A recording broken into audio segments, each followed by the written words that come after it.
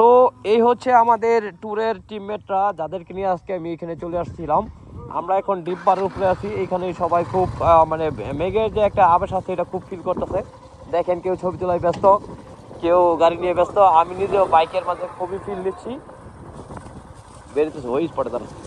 এটা হচ্ছে সবচেয়ে কঠিন একটা ফিল, যেখানে এসে এত মেঘের দেখা পেয়েছি এখানে।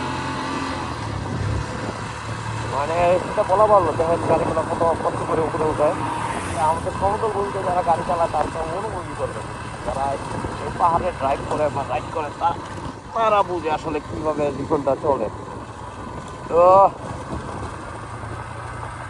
আল্লাহর অশেষ রহমত যে আমরা এই কালো মেঘের ভিতর দিয়ে শুরু করেছি, কিন্তু আমরা আসলে